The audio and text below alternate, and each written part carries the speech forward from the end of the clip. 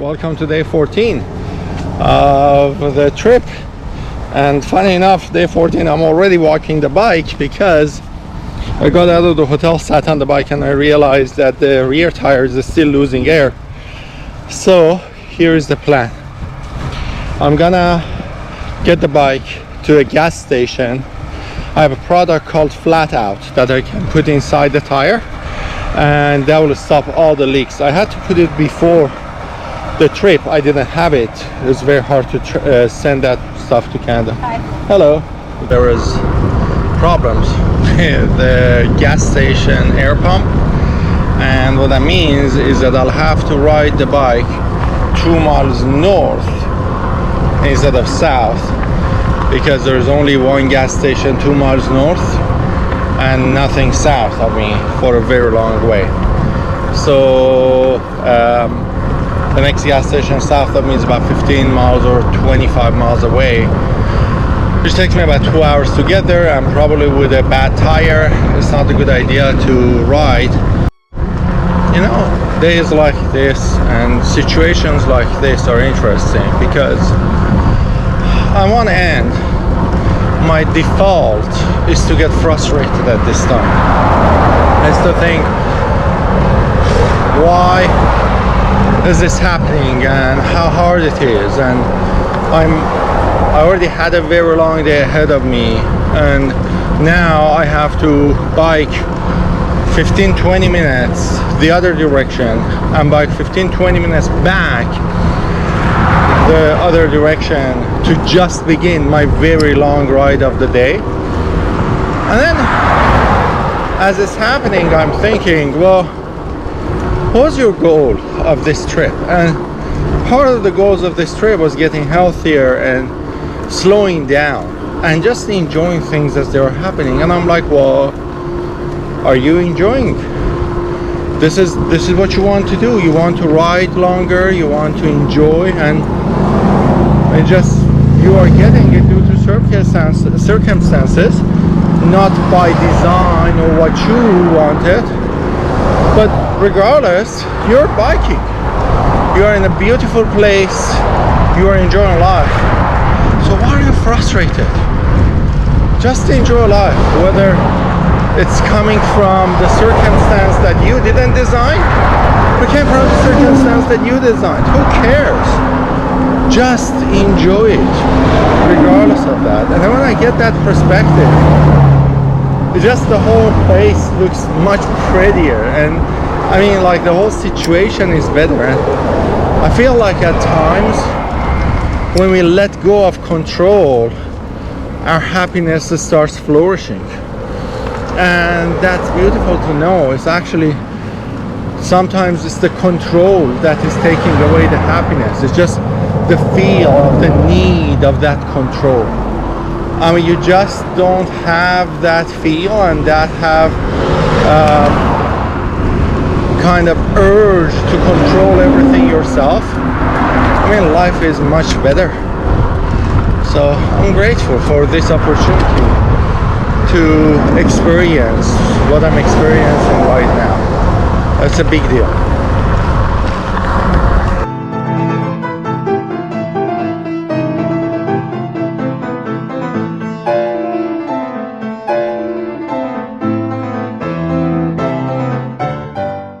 It's noon, which normally by this time I have ridden my bike for about an hour.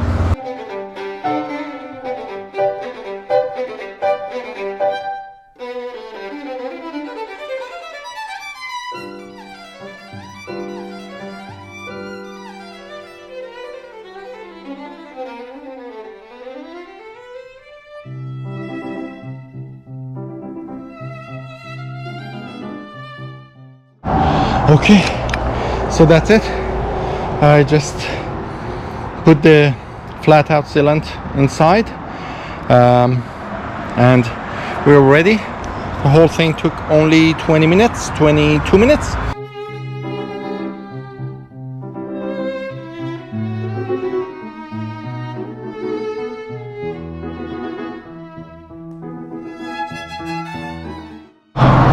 Okay, all set, ready to get back on the road. started, and I found a problem. When I put more air, this piece didn't go back to its right place. Apparently when I took the air out, this came out and I didn't notice. So I have to fix it. I try to push it in. I don't think I can. So I have to empty the tire a little bit, push that back in and fill the air back again. And now that that's happening, I may check the other tire as well. The rear tire looks okay. Yeah, the front tire. I noticed just a little piece was wrong, something about it. Now I know what it was. Damn it. And I'm running out of coin as well, so I have to go get more coin. This is a never-ending thing with this tire. Getting started for the 4th time today. And it's 10 to 1. So 5 hours 21 minutes right now based on the plan. Let's see what happens.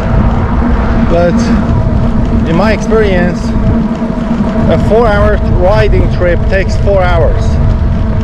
4.5 hour riding trip takes 5 hours. And a 5-hour riding trip takes 6 to 6.5 hours. The reason for it is the rest. So I can comfortably ride for 4 hours, no problem. But then, if I need to ride for 5 hours, then I'll need rest. So all those rest times increase the length of the total trip. So that's where we are. So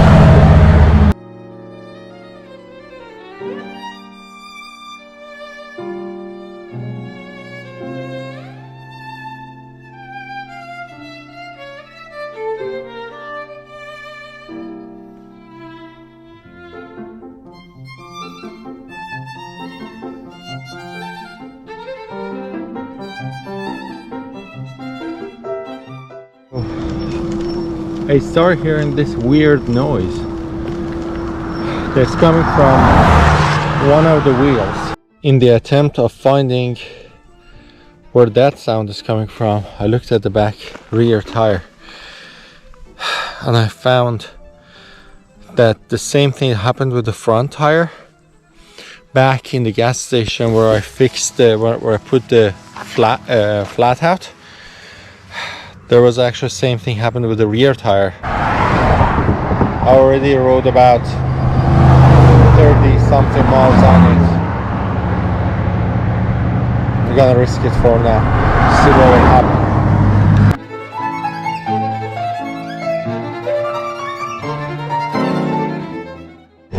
The more I'm thinking, the more this thought comes to my mind that the last 6 words of many adventurous people was, I'm gonna risk it. That's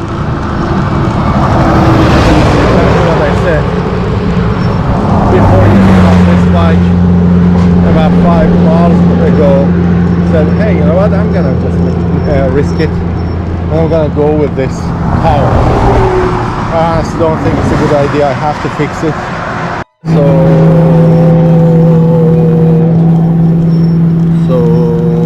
something bad happened. I can't find the CO2 connector that connects the capsule to the tire, which means either I misplaced it in the last place I stopped, like in the gas station, or I forgot it there. Regardless, the good news is that I didn't empty the air. That's one of my habits. My habit is that I first make sure I have all the tools. I lay down all the tools before I start working. So I got lucky because as I was laying down the tools, I couldn't find the connector, so I didn't empty the air, which means I'm still risking it. 10 minutes later, and I'm still riding the bike in the previous situation it had, but I'm not gonna empty the air if I don't have the CO2 not with me. Now here's the thing, sometimes people say, well, why don't you use your hand pump? Well, because I feel like anyways, the reason for it is because to my ability of using hand pumps, they're pretty useless. It's gonna take me forever to be able to pump the rear tire. Now I've seen people being able to put like entire tire at fix the entire tire in 2 minutes with a hand pump. That's not me. I don't know how they do it. For me, it's gonna take 20 to 30 minutes to use the hand pump. I'm gonna get very, very, very tired. You can see in one of my videos before, when I had a flat tire, I usually start with the hand pump, and then when it gets to the end part, I use CO2. And you can see in that video, I'm like suffering using the hand pump. I barely get the hand pump, I use the hand pump for a few minutes, and after that I connect the CO2 and it fixes everything in like a minute or two, comparing to the hand pump that I was using it for like 10 minutes. So anyways, so that's why I'm not gonna, I much rather ride with this tire than empty it and want to count on a hand pump to put pressure in this.